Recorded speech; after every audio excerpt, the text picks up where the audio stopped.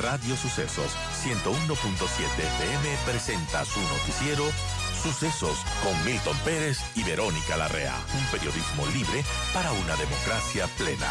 Los hechos y las opiniones de los sucesos que marcan nuestro tiempo.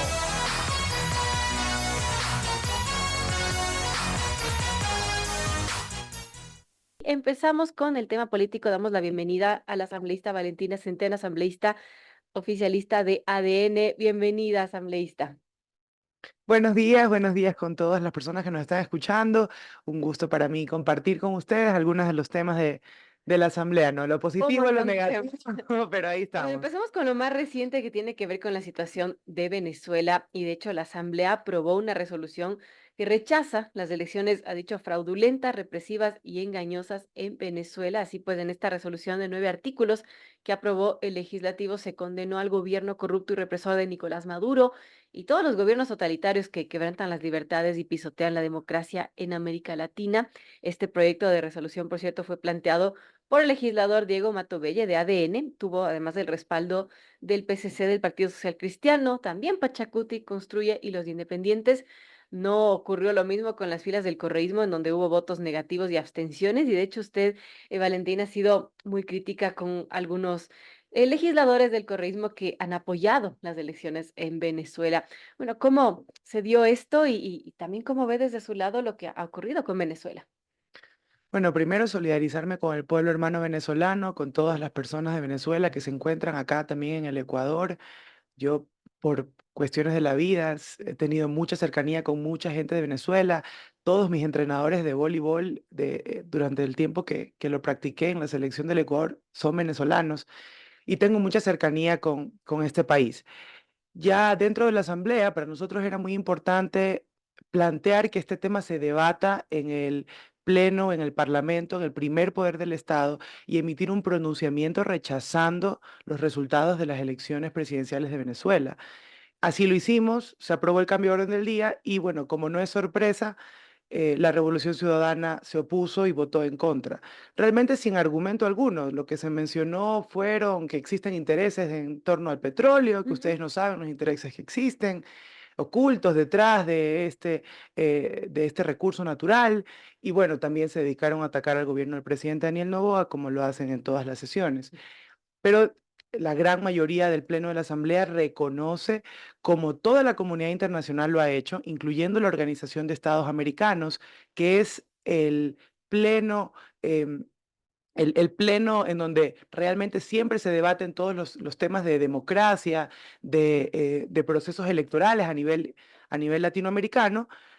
Emitió ya un informe previo en donde se marca una postura, que es la postura que nosotros apoyamos, del no reconocimiento de los resultados, de vicios en el proceso, de malas prácticas, de fraude durante el proceso en las distintas etapas del mismo, desde la negación a la entrada de observadores internacionales que sean imparciales, primero también coartar la participación de María Corina Machado como Así es. realmente la autoridad electa por las primarias de su partido.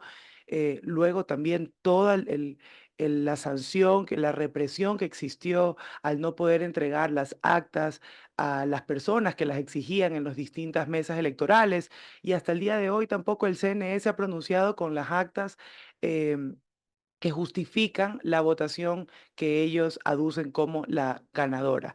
Por lo tanto, estoy satisfecha con el pronunciamiento de la Asamblea. Creo que era lo necesario que como primer poder del Estado podamos manifestar nuestra inconformidad con este atentado, el más aberrante de la historia de las elecciones en Venezuela, una manipulación a la voluntad popular y un atentado a la libertad, sobre todo de la región también latinoamericana. Una resolución que aprueba la Asamblea en rechazo a las elecciones en Venezuela, pero que, bueno, tiene el apoyo de casi todos, pero menos de los correístas, ¿no? De RC.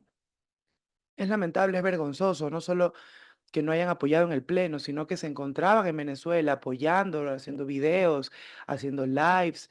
em, contentos de lo que había sucedido en Venezuela, cuando es evidente a las luces de todos, ya esto no tiene que ver con una tendencia política, no tiene que ver con una tendencia ideológica, porque estamos hablando de democracia, estamos hablando de un pilar fundamental de un Estado que no es solo tener un sistema electoral ni ir a ejercer el voto, sino asegurarnos de que este sistema electoral sea justo, sea transparente, guarde el debido proceso, sea en libertad y no bajo violencia, represión, como se ha hecho en Venezuela. No es un tema de tendencia ideológica, sino que lo que se exige es que se respete el proceso transparente y justo de un proceso electoral y que la bancada de la Revolución Ciudadana quiera hacerse a oídos sordos y no mirar lo que toda la comunidad internacional está mirando y está rechazando, a nosotros nos parece vergonzoso. La misma OEA ya lo ha mencionado, ¿no? Este rechazo a los resultados que no son transparentes de las elecciones en Venezuela. Amigos, 7:25, dialogamos con la asambleísta de ADN, Valentina Centeno, algunos temas que, bueno, están dentro de la mesa para conversarlos y uno de ellos es el juicio político a la canciller Gabriela Sommerfeld. Y bueno, se ha estado dando dentro de la Comisión de Fiscalización. De hecho, la canciller estuvo allí desvirtuando las acusaciones dentro de este juicio político que, recordemos, ha sido planteado por el correísmo. Ha dicho que no es lícito conceder asilo a personas que están procesadas o condenadas por delitos comunes y por tribunales competentes. Y también recordó que Jorge Glass está sentenciado por cohecho y peculado. La bancada de ADN también emitió un pronunciamiento en rechazo a lo que se está dando en la Comisión de Fiscalización, a las prácticas desempleadas en la Comisión de Fiscalización, donde ha demostrado que esto no es solo un juicio contra la canciller, sino contra el Ecuador. ¿Por qué ese pronunciamiento? ¿Cómo ve este proceso de juicio político contra la canciller?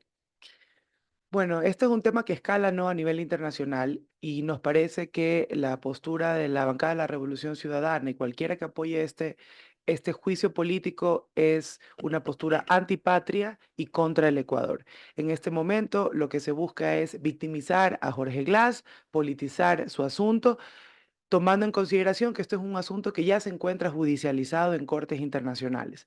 Ni la Corte Internacional de Justicia ni la Organización de Estados Americanos ha emitido sanciones contra el Ecuador por la decisión que tomó el presidente Daniel Noboa en defensa de la soberanía del país. Pero lo que busca el correísmo es que el Parlamento, la Asamblea, eh, enjuicie políticamente a nuestra canciller y de esta forma utilizarlo como un argumento ante la Corte Interamericana de Derechos Humanos. Y además, la consecuencia es que el Ecuador quede en una postura en desventaja con México por las decisiones tomadas. Cuando escala a un tema internacional, ya estamos hablando de la soberanía del Claro. país y de apoyar siempre los intereses del Ecuador por sobre los intereses de cualquier otro país. Pero en este caso, incluso el líder de la Revolución Ciudadana, Rafael Correa, ya ha emitido su pronunciamiento de que el país hermano México incluso debería de emitir sanciones contra el Ecuador, bloqueando, por ejemplo, el puerto de Guayaquil, lo cual a nosotros nos parece que es una postura antipatria. Bueno, ¿qué cree que suceda con este juicio político? Ahora estamos en la comisión de fiscalización. Nuestra canciller ha ya presentado las pruebas, ha presentado también su postura, una intervención de primera, una persona em, que realmente ha superado las expectativas de su intervención en la comisión, como ya nos esperábamos. Y ahora, hasta el 1 de agosto, la comisión deberá emitir un informe, Ujú. o recomendando la destitución y la Así es. censura, o Y recomendando luego el tendrá que ir archivo. al Pleno. Y luego tendrá que ir en pleno, se necesitan 92 votos para el juicio ¿Cómo político. están las cosas para, bueno, en la asamblea, para ver si se da paso o no a este juicio político? El Partido Social Cristiano y el Movimiento de Construye ya han anticipado su postura de no apoyar este juicio político. Por lo tanto, nosotros, bueno, no hay que confiarse tampoco hasta el último momento, pero estamos un poco tranquilos en que este tema no va a prosperar y que nuestra canciller va a continuar haciendo su trabajo con altura, con decencia, con mucha tecnicidad y en defensa a el país. No ha sido una situación fácil para ninguno de los ministros de esta cartera de Así es. Estado asumir el rol de una guerra, de un conflicto interno internacional, también de una guerra contra la vieja política que nos intenta muchas veces entorpecer también la gestión pública. Y un país que, como todos saben, el presidente Noboa asumió con una deuda de más de 4.600 millones de dólares en el año anterior, deudas a las prefecturas, deudas a los municipios, deudas a las juntas parroquiales, deudas con proveedores, impagos con los sectores de salud, con el IES, con el Ministerio de Salud, con muchos prestadores de servicio médico, pero que a la fecha, después de 7 meses, hemos logrado poner la casa en orden. Importante, a propósito, ya que estamos en materia de juicios políticos, y bueno, habrá que ver este juicio político en contra de la canciller, parece que, bueno, así como medio nació desinflado, va a seguir eso en la Asamblea Nacional. Se demoró mucho también la Comisión de Fiscalización en emitir una, bueno, en trabajar sobre esto. En fin, lo que sí parece que podría tener cabida es el juicio político en contra de la ministra Mónica Palencia, que ahora ya un segundo pedido pasó el filtro del CAL y va a fiscalización. Hay dos pedidos de juicio político en contra de Mónica Palencia. Hay, por ejemplo, la asambleísta correísta Paula Cabezas, la acusa de ser la responsable directa de la ola de inseguridad y, bueno, considera que no existe este mencionado Plan Fénix que tanto habla el gobierno de Daniel Noboa. ¿Cómo vemos de estos dos pedidos que existen para juicio político a Mónica Palencia?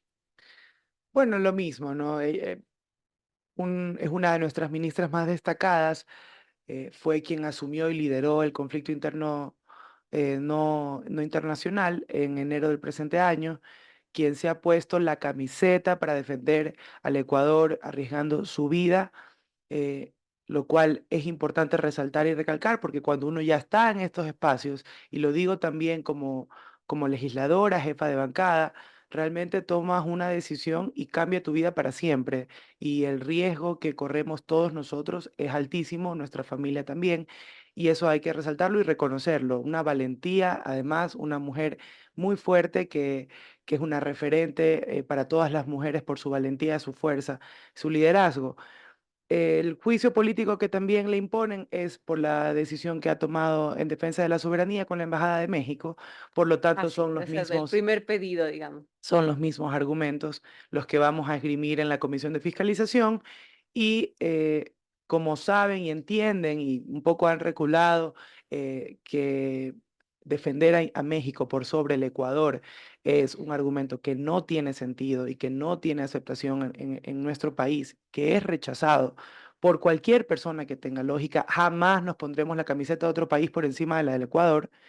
Ahora han puesto otro juicio político para unificarlo y de esta forma tener uno que otro argumento también para llevarlo al pleno de la Asamblea y es, según la bancada de la Revolución Ciudadana, la crisis de inseguridad.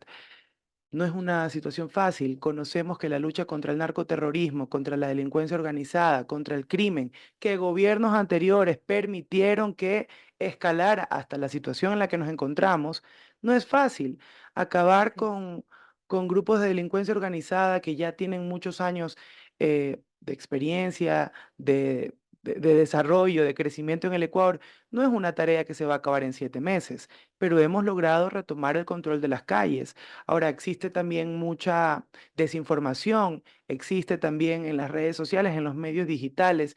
eh, Muertes violentas, lamentablemente en el Ecuador han existido siempre, pero pues cuando tienes troll centers, cuando tienes manejo de medios digitales y estás todo el tiempo propagando ese mensaje de violencia, ese mensaje es para generar esa percepción de inseguridad, también nos encontramos en una guerra mediática para cambiar la narrativa y cambiar el relato. Nosotros tenemos las cifras, en los consejos de seguridad se han disminuido las muertes violentas, se han disminuido los homicidios intencionales en el Ecuador en un 17 a un 18%. Hay provincias en donde todavía nos encontramos en números rojos, por ejemplo, la provincia de Los Ríos, por ejemplo, la provincia em, de Sucumbíos, en donde todavía existe números rojos en cuanto a, si hacemos un comparativo al año anterior, pero no es una guerra que vamos a acabar de la noche a la mañana, pero estamos tomando las decisiones que no tomaron Ujú. gobiernos anteriores. Importante esto sobre juicios políticos, pero más cosas ocurren en la Asamblea Nacional. Son las 7:33. Dialogamos con la asambleísta Valentina Centeno, asambleísta oficialista de ADN.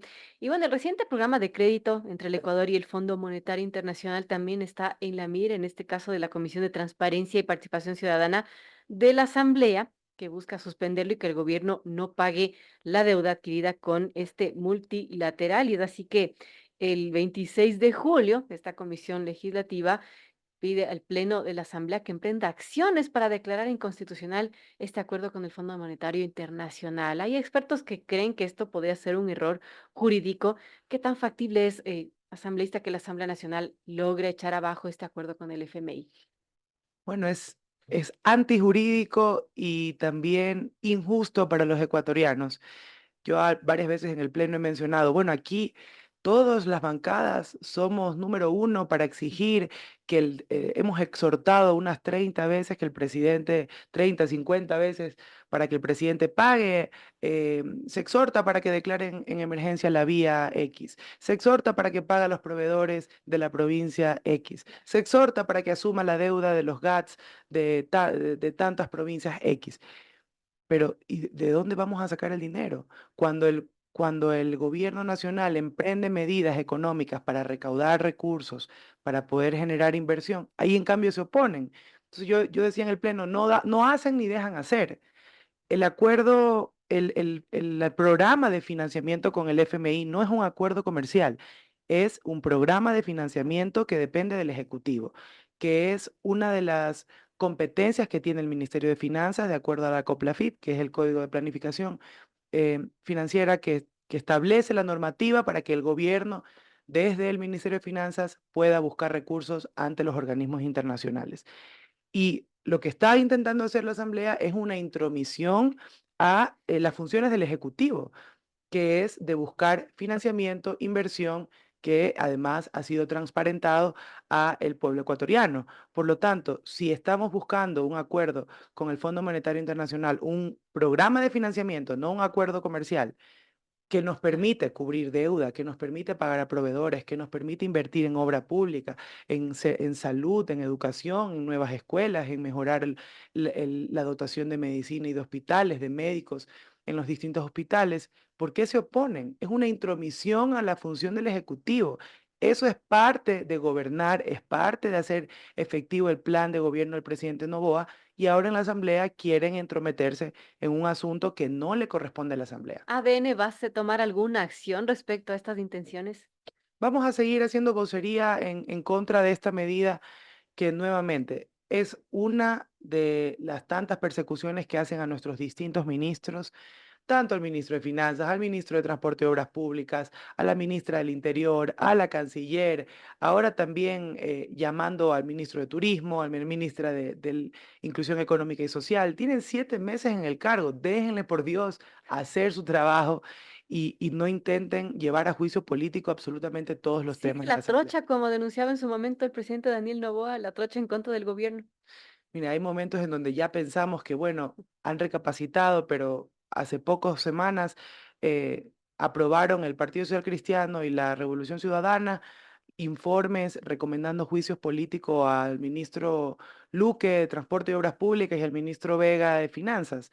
Por lo tanto, sigue el pacto de la vieja política y nosotros por eso no podemos bajar la guardia en la Asamblea y vamos a seguir defendiendo este proyecto político y al presidente Daniel Noboa, que lo que intenta es hacer efectivo su plan, lo que intenta es seguir dando esperanza a la gente que cree en días mejores para el país. Bien, 7:38, un tema final, y es que un nuevo lío también se desató entre el Ejecutivo y el Legislativo, y esto ocurrió por la ley de lavado de activos, la cual el Parlamento aseguró que fue vetada fuera de tiempo, y algo pues que el Ejecutivo niega. Usted también se ha pronunciado al respecto, Valentina, que hay inconformidad sobre esta ley de lavado de activos y respecto a la designación de la UAFE, y sustenta que este veto sí fue enviado en el tiempo correcto. ¿Qué mismo pasó? ¿Quién tiene la razón? Bueno, a ver, primero el artículo en el que el Ejecutivo no está de acuerdo es en la forma de designación del director general de la UAFE. Lo que intenta la Asamblea es que la Asamblea sea quien designe al director general de la UAFE, lo cual tampoco tiene sentido. En gobiernos anteriores ya existe la normativa para que sea el Ejecutivo quien nombre al director general de la UAFE, que es la encargada de los procedimientos y la investigación de lavado de activos en el país. Es parte de la lucha contra el narcoterrorismo entender cómo se está haciendo el lavado de activos, a dónde se está llevando estos recursos mal habidos, el dinero que viene del narcoterrorismo, de la delincuencia, de la corrupción, a dónde está yendo, es una función y competencia del Ejecutivo investigarlo. Por lo tanto, ese es el artículo en el cual nosotros no estamos de acuerdo en esta ley. El Ejecutivo envió el veto a tiempo, pero se están tomando de las horas hábiles en que pueden o no receptarse los documentos. En todo caso, ya nosotros hemos enviado una demanda por inconstitucionalidad para que este artículo no prospere, y yo creo que ya la discusión que se está armando en torno a si se envió o no a tiempo ya se va a solventar en la Corte Constitucional. Vamos que en la Corte Constitucional. ¿Qué se podría esperar para los próximos meses, Valentina? Porque, bueno, ha pasado un año realmente convulso entre la Asamblea y el Ejecutivo. ¿Qué podíamos esperar que suceda en los próximos meses? Bueno, primero que tenemos que ya cambiar el relato sobre los números positivos económicos en nuestro país, las cifras económicas en nuestro país. Y quiero ser muy enfática. Yo acá he traído como fuente al Servicio de Rentas Internas, al Ministerio de la Producción, al Banco Central del Ecuador, al Ministerio de Finanzas, al INEC. Y las cifras y los indicadores económicos en el país son positivos. Tenemos aumento en las ventas locales en un 2,3% en comparación con el año anterior. Tenemos el PIB que ha crecido, el Producto Interno Bruto, en un 1,2% en comparación al año anterior. La recaudación tributaria también ha crecido en un 7% en comparación al año anterior. Y las exportaciones totales, tanto de los bienes primarios como bienes no industrializados, como de los productos no petroleros, también han crecido en un 11% en este nuevo gobierno si comparamos de enero a mayo 2023 al 2024. La producción petrolera ha crecido en un 4,8% también en número de barriles. Por lo tanto, si bien es cierto, estamos todavía en una guerra contra el narcoterrorismo, tenemos crisis de inseguridad, eso lo conocemos todos, pero el país se está levantando, el país poco a poco empieza a mejorar sus cifras económicas, ventas locales, producción petrolera, recaudación tributaria, exportaciones. Hay sectores que se encuentran más golpeados que otros por la pandemia, por desastres naturales. Sin duda alguna lo conocemos, y yo que soy de Manabí soy la primera en decirlo. Pero sí es importante que los ecuatorianos sepamos que el país empieza a levantarse, empieza a mejorar su economía y empieza a caminar hacia mejores cifras de inversión, de producción y de consumo en nuestro país. Ahora, estas cifras, sin embargo, contrastan con lo que decía recientemente el Banco Central del Ecuador, que advirtió que la economía de nuestro país ya entró en recesión en este primer trimestre del 2024, y recordó que ya venía en contracción desde el cuarto trimestre desde el 2022. ¿Cómo entender esto, Valentina? Del mismo Banco Central del Ecuador, nosotros hemos podido sacar indicadores de comercio exterior como parte de las cifras económicas de nuestro país.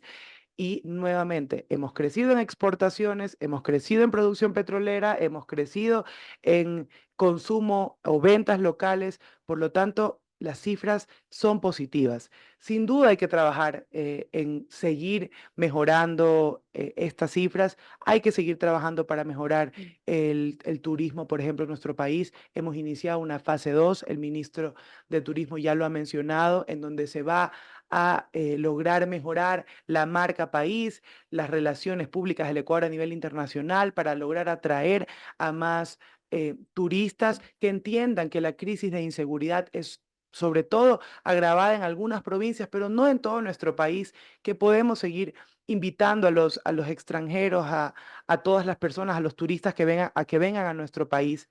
Sin duda es una tarea difícil, pero existen indicadores positivos que son importantes de resaltar en ese gobierno. Bien, importante, varios temas que hemos hablado con Valentina Centeno, y quiero agradecerle, asambleísta, por, bueno, por esta entrevista y por contarnos todo lo que acontece en el legislativo. Muchísimas gracias a usted, siempre un gusto venir y seguir dando un mensaje de esperanza a nuestro país y de solidaridad al país hermano Venezuela. Gracias también. Y justamente al regresar vamos a seguir hablando del tema Venezuela con el abogado internacionalista Esteban Santos, que es experto en derecho internacional. Así que hablamos también las implicaciones que tuvo esta reunión de la OEA y que los resultados, que dice que los resultados de las elecciones en Venezuela no pueden ser reconocidos. Volvemos entonces de enseguida, vamos a comerciales y volvemos con este tema.